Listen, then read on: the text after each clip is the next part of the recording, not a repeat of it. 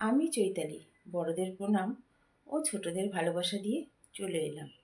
আজ আমি করে দেখাবো আলু বড়ি দিয়ে ভেটকি মাছের ঝোল।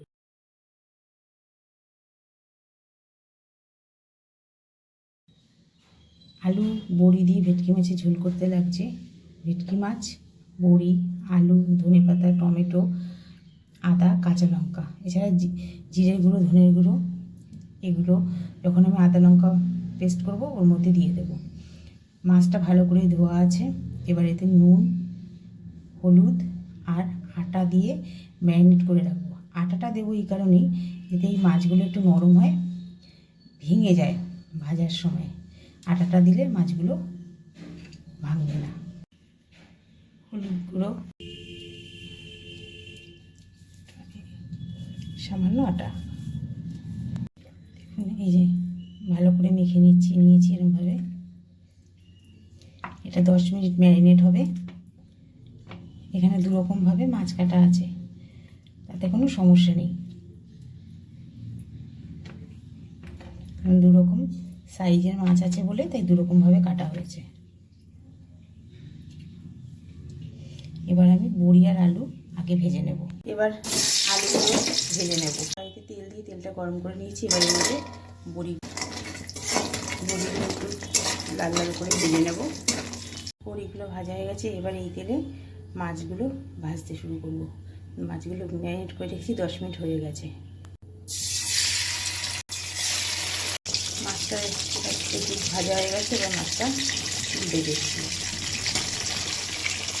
সব মাছগুলো উল্টিয়ে দিলাম। এবার একটু ভেজে নেব। মাছগুলো একটু ভাজা হয়ে গেছে, এবার তুলে নেব। আলু ভাজা হয়ে গেছে। ওই তেলে দিয়ে দেবো তেজপাতা আর সেখানে মাছ একটু ভাজা ভাজা করে এবার দিয়ে দেবো আলু। দিয়ে দেবো আদা, জিরে, ধনে গুঁড়ো, এগুলো যে একসঙ্গে পেস্ট করেছি সেগুলো। একটু লবণ দিয়ে দেবো।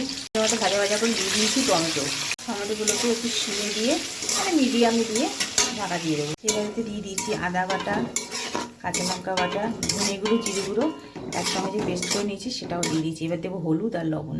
এবার মশলাগুলো কষিয়ে নেব। হলুদ, লবণ, দেবো কাশ্মীরি লঙ্কার গুঁড়ো। মশলাটা এরকম তেল ছেড়ে এসেছে। এবার এর মধ্যে দিয়ে দেবো উষ্ণ গরম। এতে একটু জল দিতে হয়, এখন জলটা ফুটে আসবে। এছাড়া বড়ি দিলে বড়িতেও কিছুটা ঝোল টেনে নেবে, তাই একটু জল দিতে হয়, যদিও সেটা বুঝে দিতে হবে। একটু ফুটতে দেবো। আর এখন দিয়ে দেবো একটু গরম মশলা।